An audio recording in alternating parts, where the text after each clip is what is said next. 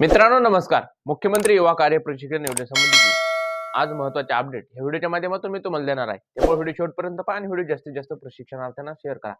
मुख्यमंत्री युवा कार्य प्रशिक्षण योजनेतील प्रशिक्षणार्थ्यांचा कार्यकाळ संपलेला आहे आणि या कार्यकाळात वाढ होण्यासाठी वेगवेगळे आंदोलनं उपोषण करण्यात आली. याची सरकारने दखल घेतली नाही. पण नागपूर येथे झालेले शेवटचं जे बोंब मारो आंदोलन होतं हे संपूर्ण महाराष्ट्रात गाजलं.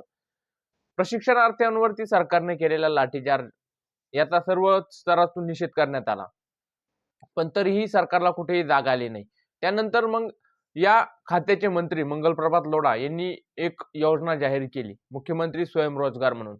या योजनेचाही या मुख्यमंत्री युवा कार्य प्रशिक्षण योजनेतील प्रशिक्षण घेणाऱ्या सरकारी आस्थापनांमधील प्रशिक्षणार्थ्यांना कोणताही फायदा होत नाहीये. मग या प्रशिक्षणार्थ्यांनी करायचं काय? हे संपूर्ण होत असतानाच सरकारने एवढ्या घाई गडबडीने पुन्हा मुख्यमंत्री युवा कार्य प्रशिक्षण योजनेतील दुसरी बॅच भरण्याची गडबड सुरू केली. ही दुसरी बॅच फक्त स्थानिक स्वराज्य संस्थेच्या पार्श्वभूमीवरती म्हणजे येणाऱ्या जिल्हा परिषद, पंचायत समिती, महानगरपालिकेच्या पार्श्वभूमीवरती फक्त आणि फक्त मतांसाठी भरण्यासाठी सरकार तयारी करते.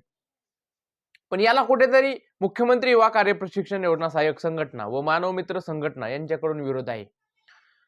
तुकाराम बाबा यांनी पत्रकार परिषद घेऊन स्पष्टपणे सांगितलंय की जर मुख्यमंत्री युवा कार्य प्रशिक्षण योजनेतील प्रशिक्षण घेणारे जे पहिले विद्यार्थी आहेत, प्रशिक्षणार्थी आहेत, या प्रशिक्षणार्थ्यांचा जोपर्यंत ठोस निर्णय लागत नाही, यांना रोजगार मिळत नाही, तोपर्यंत दुसऱ्या प्रोसेस होणार आहे दुसऱ्यांदा प्रशिक्षणार्थी भरण्याची. यामध्ये ही प्रोसेस आम्ही होऊ देणार नाही. स्वतः तुकाराम बाबा यांनी इशारा दिलाय की जर सरकार पुन्हा एकदा मुख्यमंत्री युवा कार्य प्रशिक्षण योजनेत प्रशिक्षणार्थी भरायला सुरुवात केली, पण जर पहिल्या प्रशिक्षणार्थ्यांना रोजगार दिला नाही तर सरकारी कार्यालयाला टाळे ठोकू अशा पद्धतीने थेट इशाराच बाबांनी दिलाय.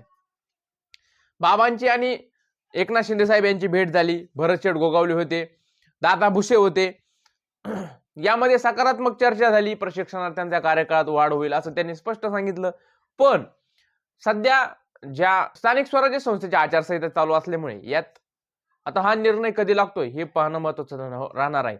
कारण येणाऱ्या कॅबिनेटमध्ये मंगळवारी जर याचा निर्णय झाला तर खूपच आनंदाची बातमी असेल. पण सरकार इतक्या लवकर आपल्या समोर झुकन असं वाटत नाही. त्यामुळे नक्कीच प्रशिक्षणार्थ्यांनी पण खचून जाऊ नका. जोपर्यंत हे संपूर्ण नेतृत्व आपल्यासोबत आहेत या प्रशिक्षणार्थ्यांना कुठेतरी न्याय मिळणार आहे.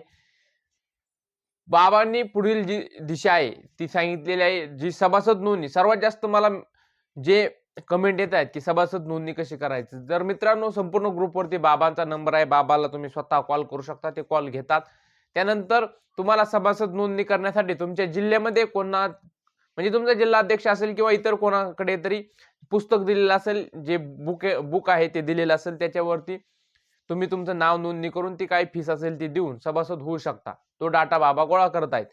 आता यासाठी बाबांशी संपर्क साधावा लागेल. मग तुम्हाला कळेल तुमच्या जिल्ह्यात किंवा मग तुमच्या जिल्हा अध्यक्ष कोण आहेत त्यांना संपर्क साधा, कोणाकडे दिलेला आहे आणि त्यावरून ते समजेल. तिथून तुम्ही सभासद नोंदणी करू शकता. नक्कीच कुठेतरी जी नवीन प्रशिक्षणार्थींची नोंदणी आहे ही सुद्धा फक्त सरकार मतांसाठीच करतंय आणि जोपर्यंत पहिल्या प्रशिक्षणार्थ्यांना रोजगार मिळत नाही तोपर्यंत सरकारला हे पहिले प्रशिक्षणार्थी भरू देणार नाही असं स्पष्ट बाबांनी सांगितलंय.